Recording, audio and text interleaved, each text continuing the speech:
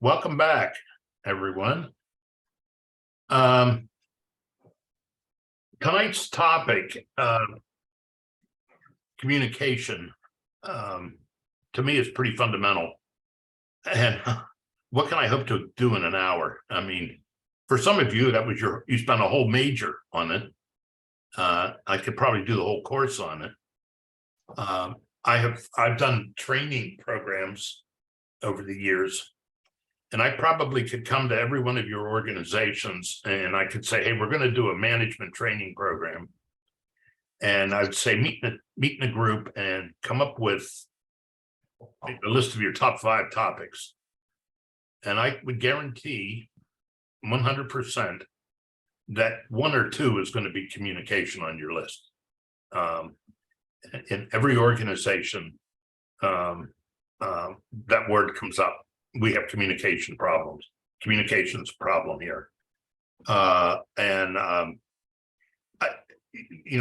a big general word I'm talking about. And I'd like to unpack it a little bit. And I guess what I would hope to leave you with tonight and what I might do in an hour are what I think are the real baseline fundamental issues related to communication. And I mean, there's so much stuff we could cover. A lot of it has to do with interpersonal communication. And if you look at the, if you happen to look, let me bring the PowerPoint up a minute that I'm going to use. But if you look at the topic of the PowerPoint, supportive communication or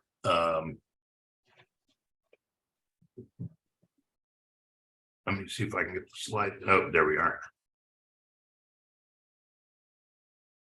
Or how to give negative feedback and still leave the other person feeling okay and positive. You know, it's pretty easy to communicate with people we like. But what if you have to give communication to someone you don't feel comfortable about, or you maybe have a lot of resentments for, or you've had some difficulty with? How can you communicate with a person like that and come out of the communication still feeling positive? And let's say you have to give them negative. And I think there's a real art to communication. What I really want to concentrate on is what's at the heart of it. I think communication is one of those underlying fundamental skills that even underlies some of the others. But what I hope to talk about a little bit in here tonight is has to do with a lot of the other skills too. When we get to them, when you're talking about negotiating, when you're talking about dealing with conflict management. Communication is fundamental to building a relationship, and the relationship, I believe, between the sender and the receiver is key to the effective communication. It's probably the one main characteristic you're judged by for career advancement is your effectiveness as a communicator. And 80% of our time as managers, or if we're in a manager, is spent communicating. And most people feel like they're good communicators. So if I asked all of you, do you feel you're above average as a communicator? I would say most of you probably raise your hands. And we all fall prey to the problem that communication is a problem, but we perceive it as a result of the other person's weakness. So one of the problems one of the biases we all have is that if there's a problem with communication, it's because of the other person. And all of us have that bias. So if all of us feel we are above average in communication, I often ask, why do I encounter communication as a big problem out there? And it's even exacerbated by technology today, especially communicating on texts and emails and all of that. This Zoom's a little better. We can get some nonverbal feedback to each other. Interpersonal communication, by the way, has not advanced as quickly as our technical capabilities have. Interpersonal problems tend to be the roadblock to effective communication. That's what I want to highlight. What are the interpersonal problems that tend to be the roadblock to communication? And you know, if you're in a communication, we all encounter defensiveness quite a bit. So it's basically when one individual feels attacked as a result of the communication. What happens when we feel attacked? We want to self-protect.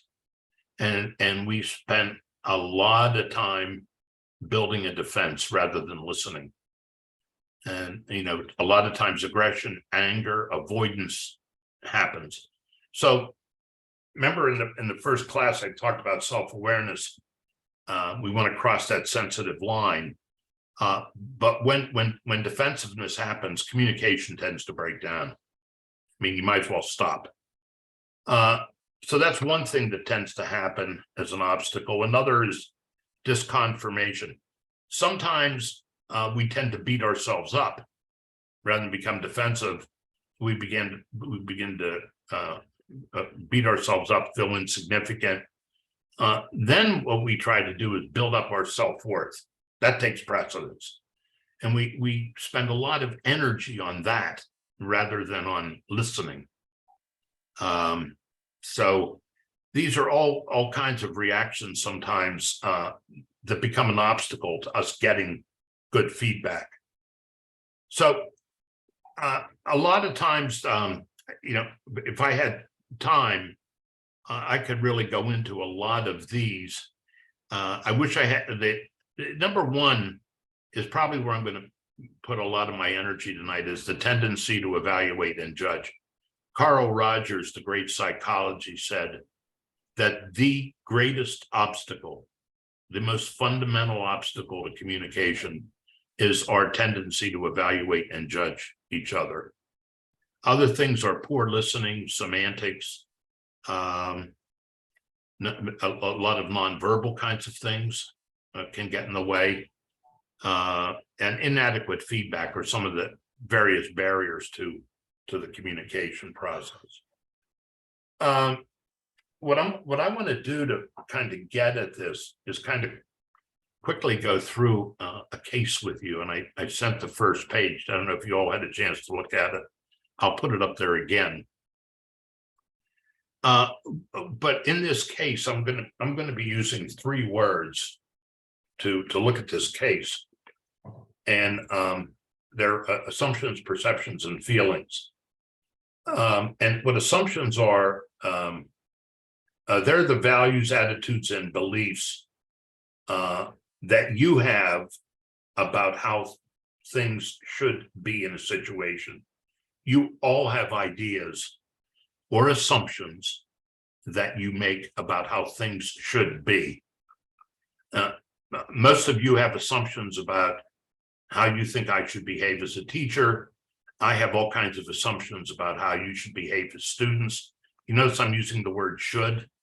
If you tell me you're a lawyer, I have all kinds of assumptions about you, or you tell me you're an accountant, I have another set of assumptions. We all make assumptions.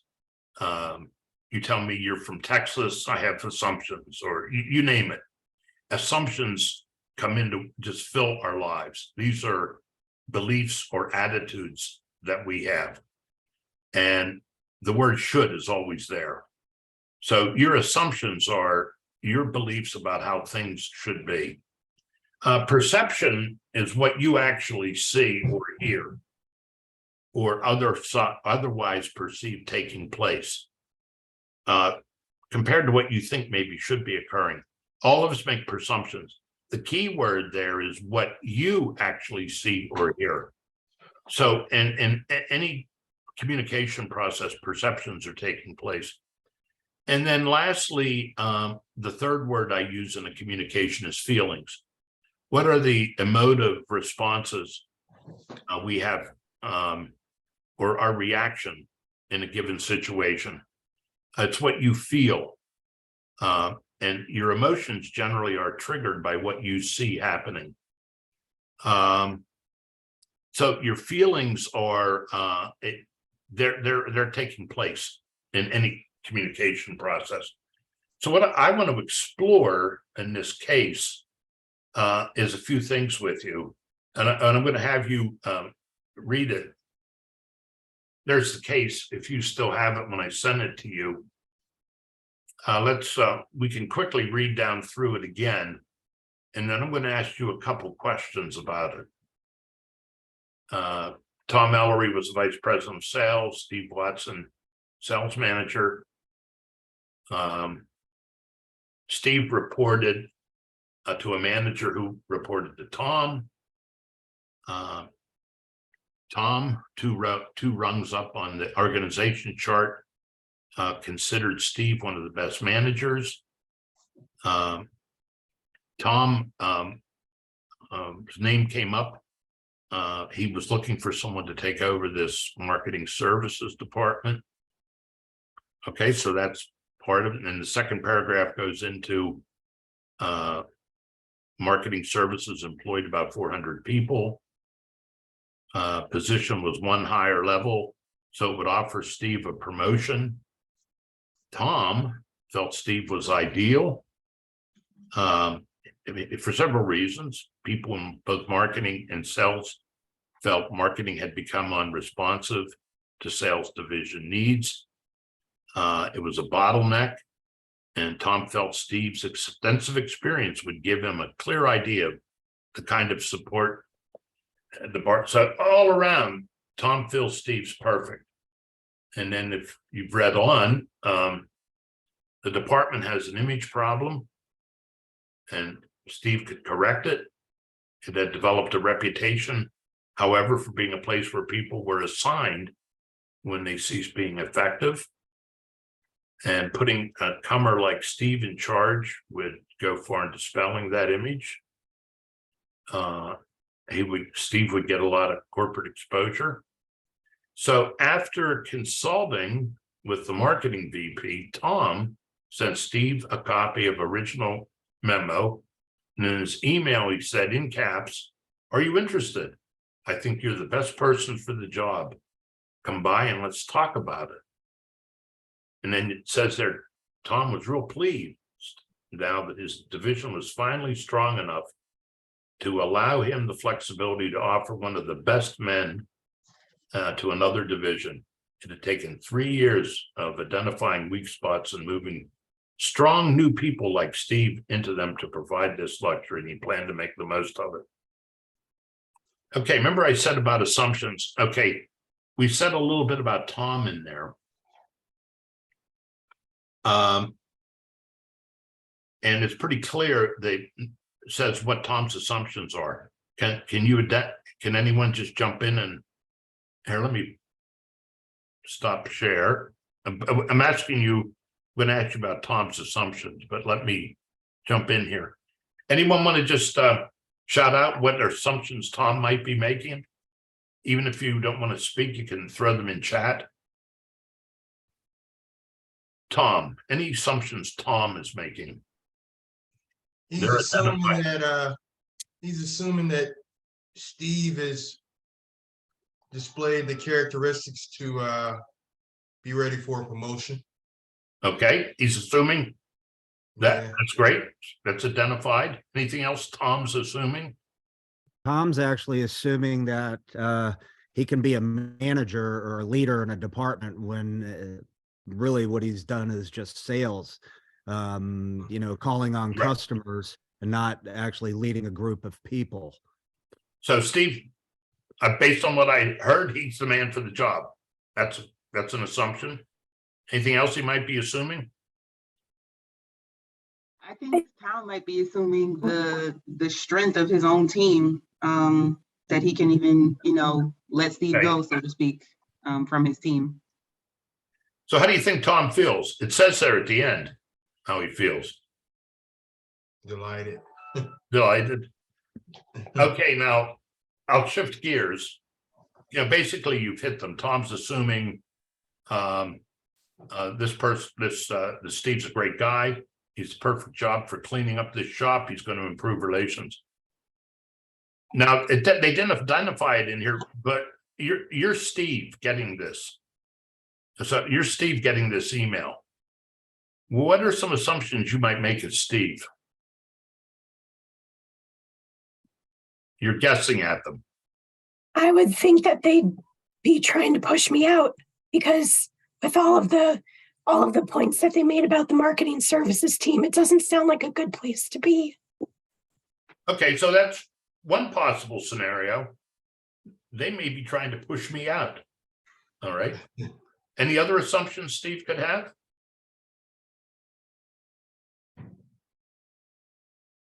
You can assume that Steve feels like he's getting the validation that he deserves on the opposite end.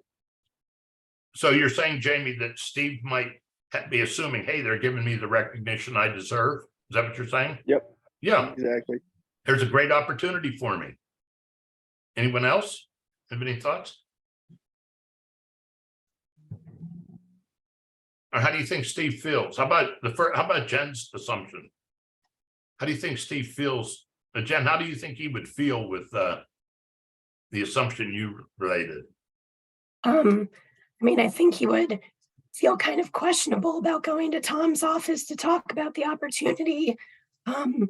I think he might start assessing what his performance has been like over the past few years to get this type of email from Tom, who's 2 rungs up from him, right? What's the emotion he would have? Anxiety. Anxiety be one? Panic. Panic? Maybe anger? Yeah, that's the one I was thinking. If you put me in, quote unquote, the land of misfits, like who says I want to even go over there? Like that's the assumption is like, why would you send me to the problem department? Who says I'm up for fixing that? I also look at it though, like he has a lot of leverage in the situation because when you're the one wanted by the higher up to come over and fix a problem, you can have a lot of leverage in what you want out of the position, your terms of the deal, right? Right. It also So, felt like there was an urgency when the email had all caps. It seemed like they wanted to kind of fill it in the position immediately. Maybe he could get that assumption and maybe that he feels like he's being really rushed. All right. Well, it just comment on both Jillian's, if he's feeling I have leverage, his assumption might be, hey, this is a good thing happening for me, potentially. All right, let's read part 2 and see how the story goes. There's a couple parts to this. So we have 2 possible assumptions for Steve. We have 2 possible assumptions for Steve, and one could be positive, one could be negative. Here's part 2. A few days later, Steve came to discuss the memo. Tom was surprised to find Steve both uninterested and a little curt and ill at ease. Steve began by saying he didn't think he had the background to do the job and that he still had a lot to do in the region before he felt he could move on to another job. Sensing that Steve might be a little anxious about moving into the marketing division, Tom went into more detail on the reasons why he thought Steve could handle the job. Steve remained unconvinced, and as a last resort, Tom suggested Steve talk with the marketing VP before making a final decision. Tom couldn't help but feeling a little annoyed at the end of the conversation and found himself questioning his original judgments about Steve's flexibility and adaptability. So at the end of that scenario, it tells you Tom's feeling.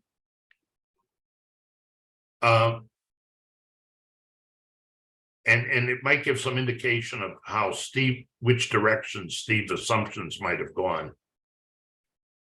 My question is, what does Steve perceive Tom doing? what does Steve perceive Tom doing? We're talking about perception. What's his what does he see Tom doing with him? Anyone want to take a crack at it? Possibly setting them up for failure. Well, that's an assumption, setting me up for failure. Oh yeah, that's true. Focus on perception. What's Steve perceiving Tom doing?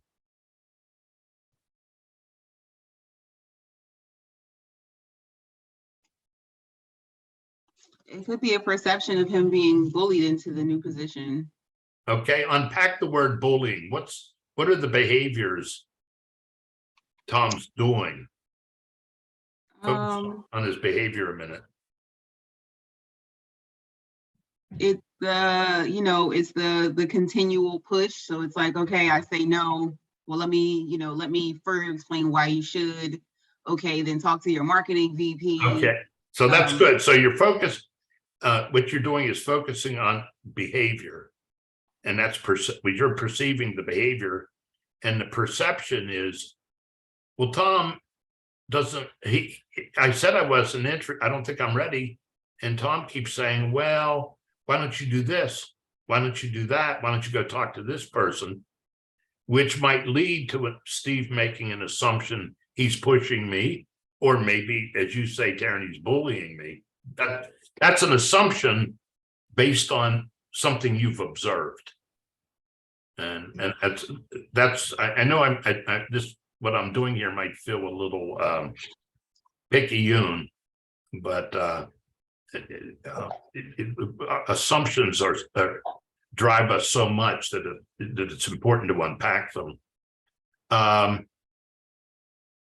What is Tom perceive Steve doing?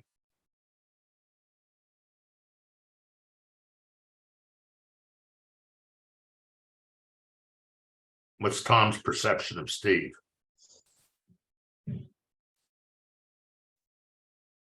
I think this is Sheila. Yes, I'm thinking that if Tom is suggesting that he speak with the marketing VP, apparently if he's recommending that he talks to this marketing VP, I think the VP, I'm going to assume, probably believes that Steve is able to do the job, and he needs some additional convincing that he could probably do that. Okay, that's probably what Tom's saying, but what's he perceiving in Steve? Okay, I'm thinking more reassurance. I think, Yeah, nervous. like, he needs to be reassured that somebody else feels the same way that Tom feels about my capability. Well, And maybe I need to talk to a VP to get some additional feedback. well, he's perceiving nervousness. Yep. But it says Tom then's annoyed. That leads to him being annoyed. So what this might, so Tom probably is walking out of here saying, hey, what I thought about this guy wasn't right. He's not as good as I thought he was. So, but so both of these guys are perceiving others doing things, and it's leading to further assumptions. Now they're not identified here, but Tom's seeing Steve backing off, feeling nervous. Oh, maybe this guy isn't as competent as I thought. And Steve's seeing him pushing him. And if that original Jen's original assumption is correct, hey, they want me out of here. If Steve still has that assumption and he sees Tom pushing, he's saying, holy shit, they really do want me out of here. So, hey, do any of you work in an organization where if someone said, we want to transfer you to this area, and it was the marketing, sir, do any of you work in an organization that has an area that if someone wanted you to go there, you would be like, oh no? most classes I have different people that work in organizations that well, I guess what I'm saying, this isn't too far-fetched. And here's the last 2 pages of this. To Tom's, Steve's talk with the marketing VP failed to change his mind. Tom began to feel his relationship was strained. Tom noticed Steve avoiding him. About a month later, Tom received a call from saying that Steve had resigned. And then Tom later learned from a mutual friend that Steve had left because he had concluded that his career with the company was finished when Tom offered him the job. And let's talk about it a little bit. What we have in this case is a communication problem. And if you remember way back in the beginning, Steve's highly successful. Tom's saying we have a chance to improve the organization, and it ended like this. I maintain that in every single communication between us, these 3 dynamics are happening. We have assumptions, perceptions, feelings churning away there. And we don't take the time to unpack them. And this case to me is not a far-fetched case. It happens a lot. And in my mind, it kind of gets at the heart of where interpersonal communications come off track.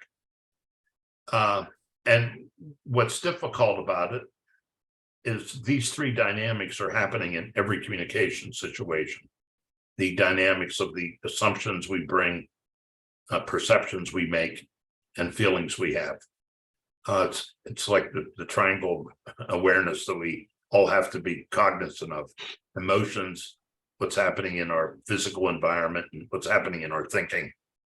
And part of it happens because we all come into a situation with certain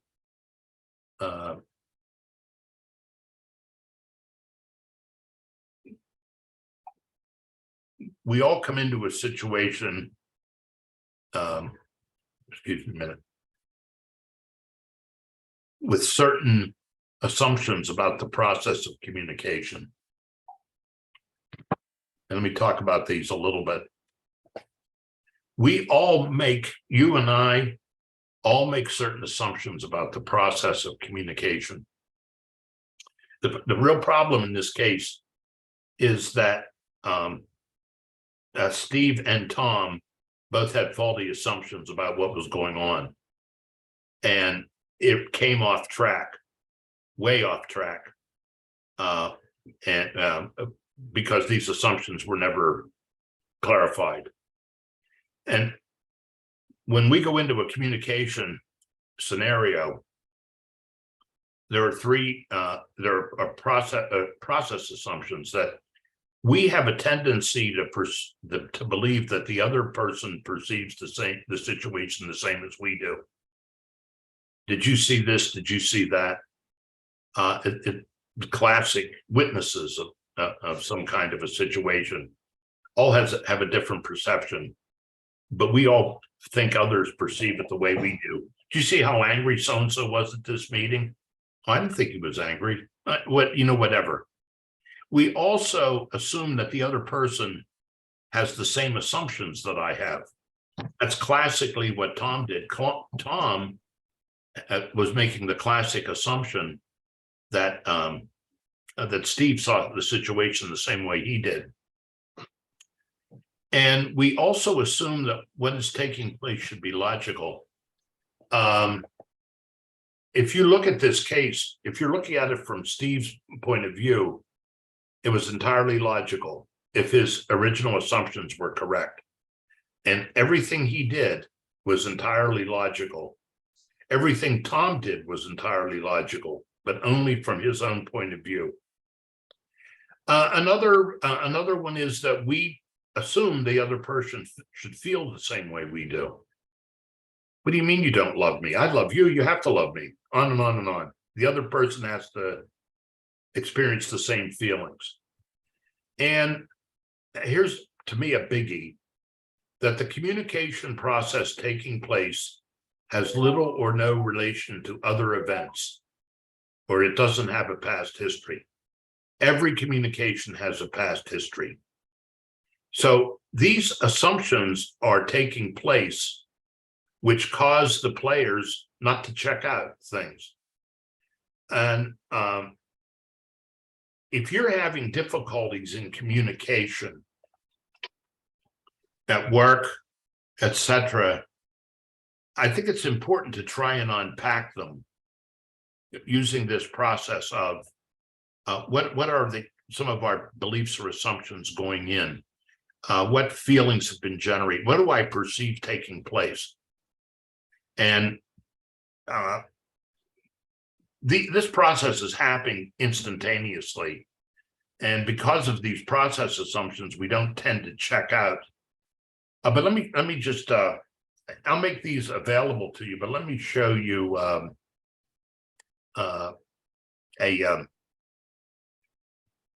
dialogue of this, a diagram of this. And I don't expect that you're going to diagram every single communication process out there. But if you were to diagram, let's say, Tom, if you look at the left there on the sheet, these are a lot of assumptions he has. We ought to be cleaning up marketing. We need a good manager. Job should be a challenge. He perceives Steve to be good. His feelings are enthusiasm, and he sends off a memo to Steve. At the meeting, Steve will be pleased when I meet with him. Oh, Steve's anxious. He says, Steve being curt, I'm surprised. It forces me to go into detail why he thinks Steve should do the job. Steve still seems unyielding. Steve's not as flexible. That leads to my feeling of annoyance. So if you think about it, then Steve has resigned. Total astonishment. My assumption about Steve does not match his action. So if you look at the charting of this interaction, it's entirely logical. And you can do the same with Steve. Here's Steve. I'm a good manager. They praise, promote me. I'm pretty happy camper. Only weak managers are transferred. Marketing services is Siberia in this company. They must think I'm weak. I'm anxious. That leads to me being cool and unenthusiastic. Right down the line, I'm angry, disgusted, I resign. Now, I'm not expecting you to chart every communication that you do. I'm just thinking of this as a framework for you to think about communication. In all my years, this to me has been the heart of it. When I see difficulties with people in conflict, a lot of it, if you kind of reframe it in kind of what assumptions do each of you have? Another word is inferences. So we could spend a little more time on that, but I think that's kind of at the heart of it. And I'll make the handouts available in the web, but in terms of effective communication, sometimes it's necessary to pick apart, and it really lies in inferences and assumptions we have coming in, and then the feelings, and the feelings ramp up and reinforce assumptions, and we tend to selectively perceive things that verify our assumptions. What we tend to perceive are, we only tend to, for example, if you have negative feelings about another person, you only tend to see negative behaviors. You don't tend to see the positives. That's something else as a manager. I do. I Yeah. always see, because I do have somebody at my job Okay. Do I have that? And I need that chart so I can understand me and understand that person. Well, Yes, I do. Sheila, it'll be up there tonight. Thank you. Anyone have any thoughts before I move on? I'm actually going to unpack this a little bit in a couple different ways. Let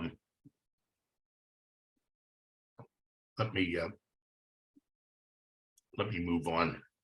I'm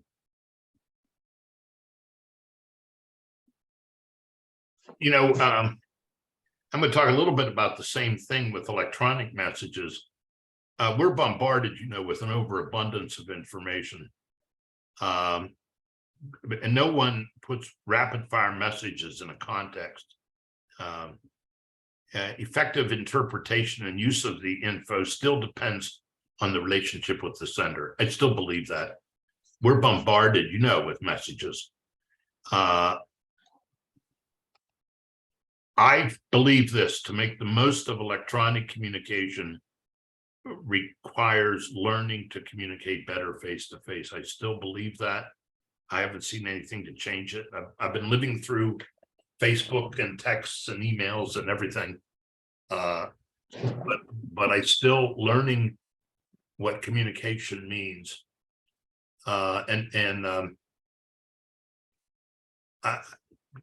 It's funny, listening is still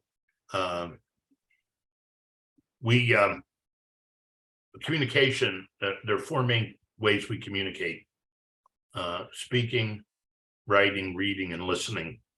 Every one of those communication approaches is taught in school except listening, and the most fundamental is listening.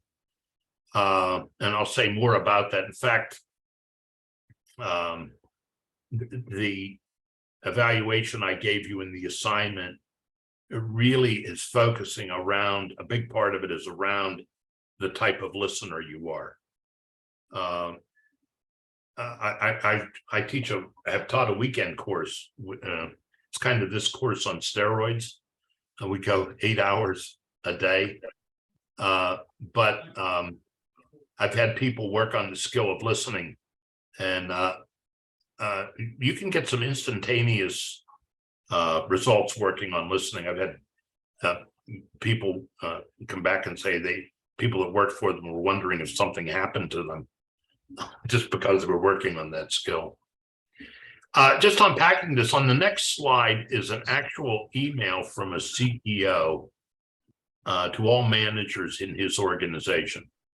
And this is an actual email. And I want you to think of yourself as a manager in this company getting this email. And how would you react if you got it?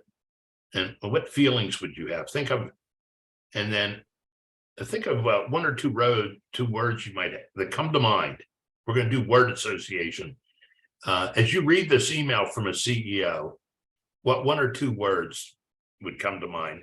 This is an actual email, and the way it came through, there's been no changes to it.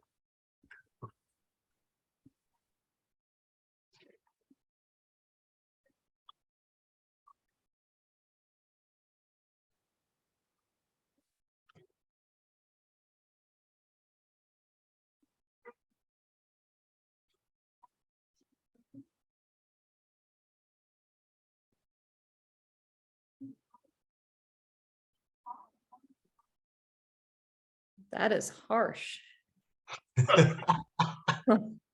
Okay. So what two or three words come to mind? Oh, let me see. I can't say them, actually. What? I can't say them on here, I don't think. Pond scum. Let me just wait, let me go up one. Here it continues on.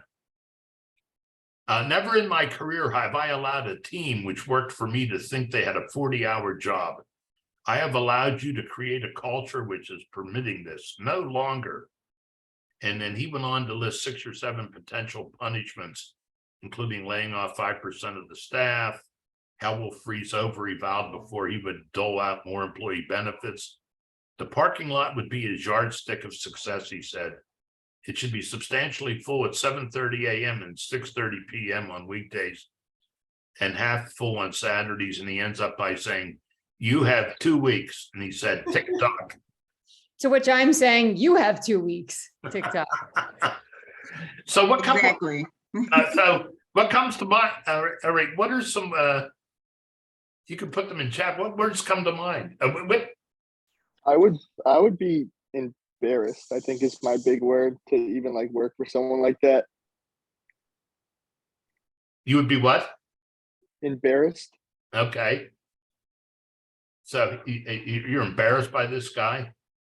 Yeah, just to be an employee of them. Alyssa says resignation. In her. I think he's out of touch. Yeah. Okay, out of touch, you would describe him? Anyone else have words to describe this guy? Bully, Very hands-on. hands-on, too hands-on?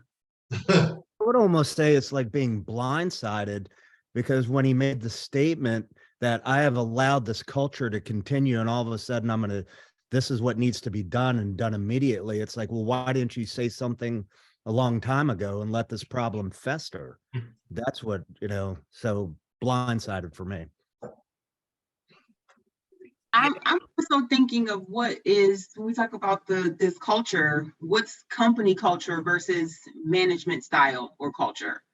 And if it's company culture that, we're working 10, 11-hour days and we're here on the weekends, then you kind of know as an employee what you're signing up for. But if this is a management preference or a management style, and then that, my word was unrealistic.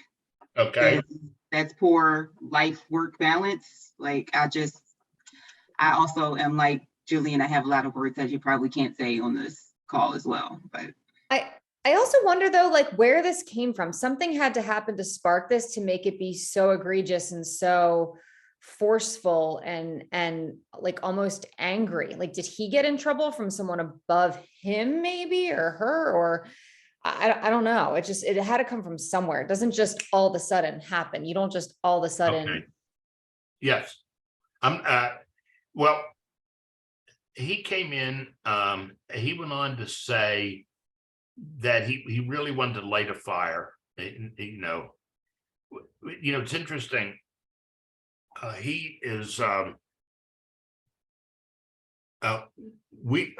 all these interpretations we're making, by the way, we know nothing about the man who sent this, but we're making inferences about him based on what we read. And it's hard not to, isn't it? It's really hard not to. But we are making inferences about him. We are making assumptions based on just purely what's read in an email. Now, he went on, and basically what happened, this got out on, not the internet, one of the servers. His stock price for this company dropped 30%. This got out there, and he came back around, and basically he apparently he's not a bad guy. He was just trying to spark things up and get things going. I think I put something like this up there. If you go to Google and type email firestorm, you can find the story about this. I'd like to put it up there to make the point of how potentially dangerous the written word is in email. As I said, we know nothing about this guy. And based on the way this is written, we all have pretty similar inferences about him, or they're not positive. And you've probably learned in other classes that a message between two people communicating, about 80% of it's communicated non-verbally. If you and I, if he was giving this message verbally, it would come across a lot different. one of the problems with written communication is there is no way to check it out. The reader is free to draw any conclusions. If you and I are communicating face to face, I'm able to check nonverbal, and I can really modify my thoughts, feelings based on the nonverbals I'm getting. You could say this to me verbally, and I might react totally different based on nonverbal messages I'm getting from you. So we have to be, one of the problems with the written word is it leaves a great deal of room out there for interpretation, and many times false interpretation. And a lot of times we try and do really uncomfortable things through email, and things tend to end up being worse. I think I was reading Wall Street Journal or one of the paper, New York Times, about people getting fired by email.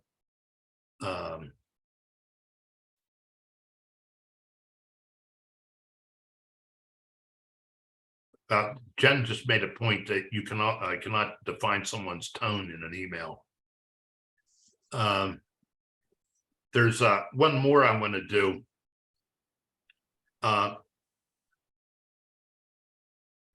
Oops, I'm going backward. There's a Latin phrase I've learned through the years that I usually throw out. It's called scriba manet verba volant, and it means the spoken word flies off into space, the written word remains forever. If be very careful about how I always say, criticize face to face, praise in writing. The impact of the written word is very strong, and especially if it's negative, and especially if you say something negative and you CC a lot of people, that escalates, and it takes a long time for a lot of those resentments and anger. I say all this. One of the reasons for doing is illustrating the power of inferences that we make. Again, we know nothing about that human being, but we make tons of assumptions about him just based on that email. This next one is a great one called blah, blah, blah. Who sent the chat here? Sheila.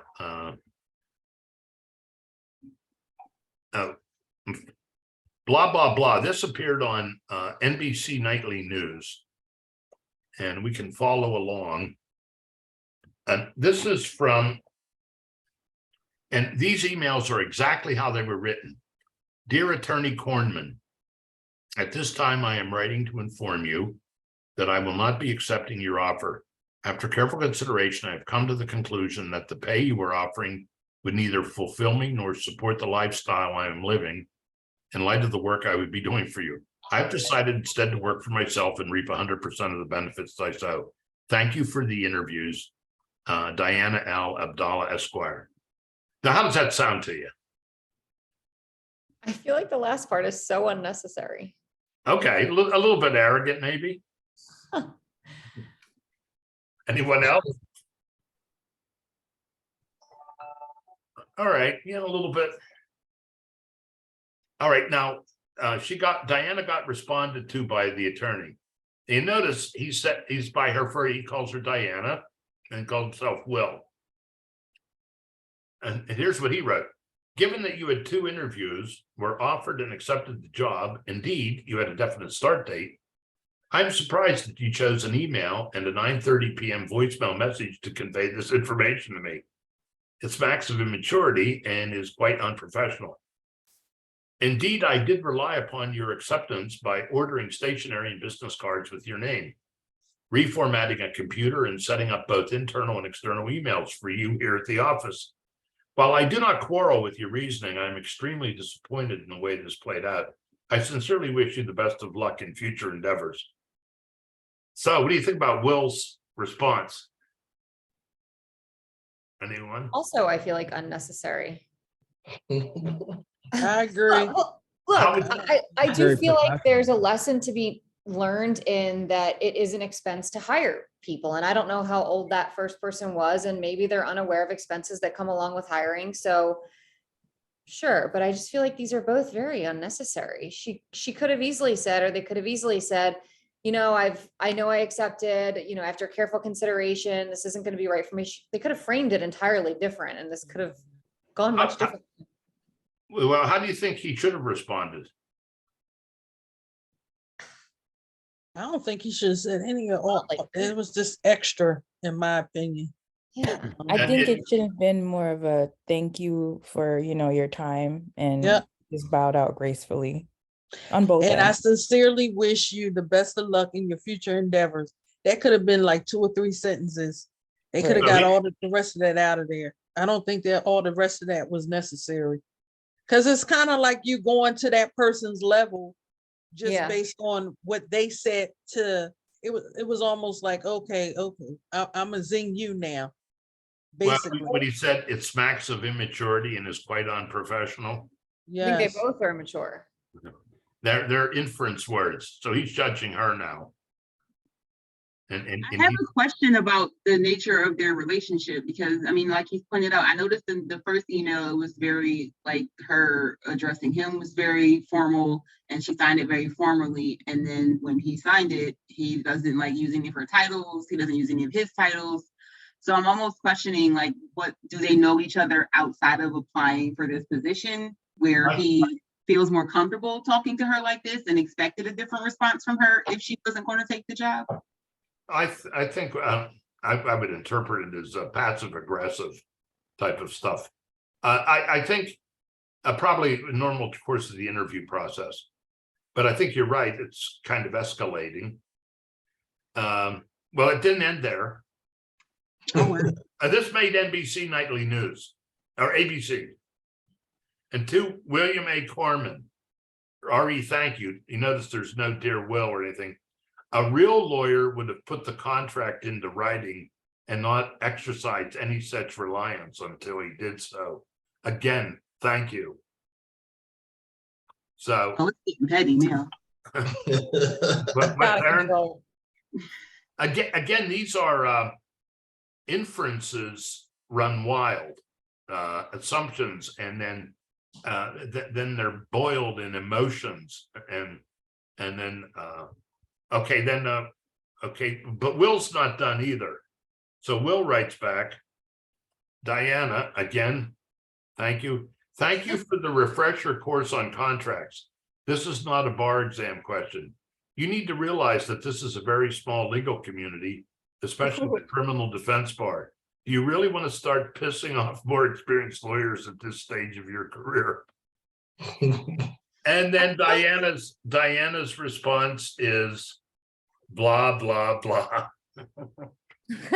Wow. I feel like this should have been a phone or an in-person conversation from the beginning. I know she left a voicemail, but to send anything in email, like, I just feel like they should have talked about it. We could we could really, I mean, that could be one of the assignments. How would you communicated all of this better? I think just sitting back in our lives, and we get caught up in a lot of stuff. There's a lot of this happened to all of us, but people making inferences and assumptions about communications they see is very, very powerful, especially when emotions get wrapped up in it. And then emotions tend to reinforce assumptions and perceptions we have.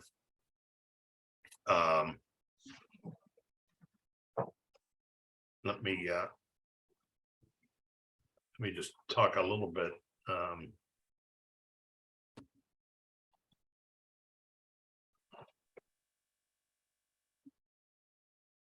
So the text talks about 8 principles of effective communication. And I kind of want to highlight these quickly. And some of the assignments, I'm asking you to delve into some of these more. But Focus on the problem, stay away from the person. Focus on if there's a problem, what can we do about it, rather than you are the problem. Describe, don't evaluate. Remember, that's what I was trying to get you to do there. Observe behavior. Here's something I say in situations of, who's the expert on what motivates me? Who's the expert on what motivates me? I am. Me? I am. Why do you spend all your time judging what should motivate me, or what motivates my behavior? I turn that around. Who's the expert on how my behavior affects you? You are. You're the expert about how my behavior affects you. Why do I spend all my time judging how you should react to me? And the only level playing field between you and I is behavior. Our behavior of how we deal with each other. That's the only level playing field. That's the only thing you observe. You're not an expert behind what motivates me. I'm not an expert behind what's driving you. All I know is what the playing field is, and that's behavior. That's where our conversation is most effective. What is behavior? And instead of me making assumptions about you in terms of that. So here is what I saw, and this is my reaction, rather than if I see in a meeting, I say something like, you talked a lot. That's very different from me saying you're a loudmouth. Different messages. Be specific rather than global. You've been late 3 times this month, rather than you're irresponsible. The irresponsible is an inference word. You don't care, you're lazy. But if I focus on the behavior, that's much easier. And if I have to make an inference, you could say it like this, your reports are late every month. That really makes me wonder about your motivation for this job or whatever. But if you're going to make an inference, always do it in a way that you're not certain about, and focus on behavior. Take ownership of your comments. I decided. It's no, what they say upstairs, I have to turn you down. You say it's, I think it's not a good idea, rather than they won't approve it. Use I words. Take ownership of your own feelings and beliefs. Ask for input and listen. What do you think we should do about this problem? And consistency between your behavior and words. If I say to you, hey, I have a real open door policy, you can come to me and talk about any problem, and then you come in and talk to me and I bite your head off, that's not consistency between words and behavior. And value the other's perspective. Here are my ideas, what suggestions, and it's conjunctive, not disjunctive. When we talk about listening, you get into that a little more. A lot of times we talk past one another. You say something and I respond to you in a totally different way than the topic you're on. That's kind of disjunctive conversations. You ever with people in a meeting and there's an agenda, one person says one thing, one person says another, and people aren't responding to each other. Inferences are another word for assumptions. Inferences about others' motives invite, almost guarantee, a defensive response. Sorry about that. And here's an example. You don't care what I think versus you did not ask for my opinion. The first one is an inference. You don't care what I think. The second one is a behavior. You want all the credit for yourself as an inference. You didn't mention the other team members during your presentation is a behavior. Two totally different messages. The second one people might hear. The fundamental attribution error, just quickly give this. We tend to assume that behavior reflects characteristics of the individual we are observing. In other words, if you do something that I disagree with, I tend to chalk that up to negative characteristics in you. That's the fundamental error. But if I do a behavior that people don't agree with, I tend to chalk it up to, well, that's the situation I'm in. That's why I was late. We usually underestimate situational factors. We tend to ascribe negative characteristics to people whose behavior we disagree with. That's what's called the fundamental attribution error. Let me quickly run through these and we'll sign off for tonight. The textbook talks about 4 types of listening. And that one of the evaluations that I put in the assignment for you kind of gets at these: advising, deflecting, probing, and reflecting. Advising is not really listening in a sense. If you come to me and if you would say, hey, Greg, what do you think I should major in the MBA? I might come back and say, hey, I think you ought to do finance, or I think you ought to do accounting for this reason. I'm giving you an opinion. And that's just purely my opinion. I've done nothing to find out anything about you. That's what advice is. When you give advice, you're the one taking responsibility. And you say, here's what I think you should do next time, do this. That's advice giving.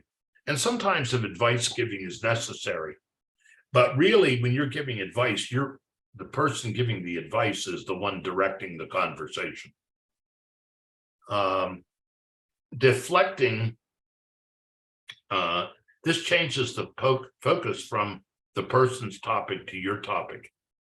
Let's say you come to me and say, here's the situation, how should I handle it? And maybe I would respond to you and say, hey, I had this similar situation happen to me, and here's what I did. That's deflecting. And that happens in a lot of conversations. Again, what happens is I'm not really focusing on your issue. I'm taking responsibility for the conversation. Something similar happened to me. So I'm kind of taking over the conversation. Probing is another, what they call listening activity. You show interest by asking questions and gathering information. And it is helpful to gather knowledge. Tell me more about that. So when you're into probing, you're kind of, you're focusing on the other person, getting more information, but you as the questioner are really directing the conversation by your questions, although you are focused on the other. And then the last type of listening is called reflective listening. This is sometimes called active listening. We are trying to listen for the whole message. Listening is more than hearing. You're trying to listen with all your senses. If I'm really listening to you, you're doing most of the talking. I'm kind of reflecting what I'm hearing, what I'm sensing, what I'm getting back, trying to get you to talk more, but you're the one opening up. That's what's called active listening or reflecting. And, you've probably experienced this when you're with a close friend and they're really telling you something very painful and you're really trying to be empathetic, and that's active listening. And when you're engaged in active listening, you really are not directing the action. You're really trying to help the person get clarity for themselves. So if you come to me and say, what should I major in the MBA? I might focus back and say, well, tell me something about things you like to enjoy, or when did you feel most satisfied on a job? And then we would probe together rather than me telling you what to do. So effective listeners avoid just mimicking people. They try and respond with empathy and acceptance. Avoid expressing agreement or disagreement. Avoid evaluation. There's a lot written out there about active listening, and I wish I had a lot more time to go into it. Effective listeners respond first to expressed feelings rather than content. To the other person, expressed feelings are often the most important part of the message. When a colleague complains about a customer's over a missed deadline and a colleague feels annoyed or incompetent, a reflective response would focus on the person's feeling, not necessarily the scheduling process. Just an example of that. And let me just end up there. We've taken a little over an hour. I have some slides that I'll make available on giving feedback. Maybe let me really quickly show you these, because I'm going to just quickly highlight them for you, and then I'll make them available. One of the things I ask you to do is a discussion this week about giving feedback, and I ask you to participate in 2 discussions, and you'll see when you go into them. This is a real important skill that ties in with those 8 effective communication ideas. But giving feedback is a skill. This can be acquired. It's very critical and important skill to have in developing a work relationships or any kind of relationship. It focuses on what the individual did rather than an inference of his or her character. Again, there's an example. It focuses on behavior. It's specific rather than it focuses on what the individual did. It's directed at a behavior which you can do something about. You know, if you can't do anything about a behavior, it just increases frustration. If you're constantly being reminded of a shortcoming. It's solicited. Good feedback is most useful when it's solicited. And I recommend soliciting feedback. Have someone you trust. I talked about a mentor who you can get good feedback from that you trust. It's well timed. Good feedback is not advice giving. In giving advice, the listener takes responsibility. In feedback, the responsibility stays with the sender. Feedback doesn't ask why. Why questions tend to be evaluative in nature. Why are you late for work? That almost sounds like an evaluation. Why isn't this report done? It almost sounds like, so stay away from why questions. You know, again, the big, in giving feedback, real critical. Are you creating an environment of mutual trust?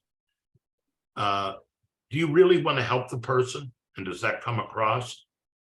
And careful listening. With the helper, listening is more than the individual receiving help.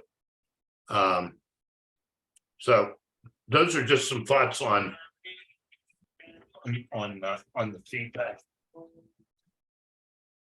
Sorry about that. Everyone seems to be calling me tonight. And that's the Pink Panther. That's my ringtone. So, anyone want any comments on anything? I went through a lot. Anyone have any thoughts, comments? I guess my main message is tonight. When we do inferences, we're evaluating and judging. And I think in any skilled communication, focusing on the behavior, what you can observe, is critical. And then our emotions can hijack us. Remember, they're at the bottom of the brain stem. And anything, those sensations come in first. And they hit the emotion before they hit our brain, rational brain. So sometimes they hijack us. So my thoughts are, I like to call it the 3 Ps. Pause, process, proceed. That's my mantra. Pause, process, proceed. And if you're spiritual, you can do pause, process, pray, and proceed. So again, the issue is pausing and processing. And I think that works for a lot of things. Any other thoughts? I need help because that's me. I get very upset when situations, when I'm working, dealing with my colleagues sometimes, and I get very upset with emails, and I definitely have to pause and I do process before I proceed. So I can't respond until I get all that energy out of me first, and then I get back on task as far as dealing with the business part of my job. Because I'm going to do this again. When you put the video up, I'm going to watch it again because I need that help. Because I get very upset and I get very angry about certain things. Well, especially with emails, Yes. someone sends one to you, rather than respond in writing, I try and respond in person. If it's written in such a way, and you make certain interpretations, tell the other person, here's how I'm interpreting this. Mhm.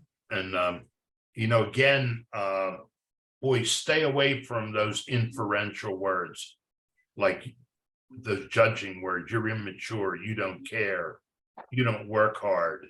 All of those evaluative words, they're killers. So my experience, this is where things fundamentally come off track constantly in communication. And for what it's worth, I wish I had more time to cover this subject, but take a look at the material. I'll put it up. Any other questions or thoughts people have? I read most of the assignments today that I got. All of you are moving along well, from what I can tell. I get nervous, in an online course, but you're all off to a good start that I've read. Mhm. Awesome. Thank you. All right. Thank Anything you. else? All right. Good night. Night, everyone. Right. Here, have a good evening. Night, everyone. Okay. Thank you.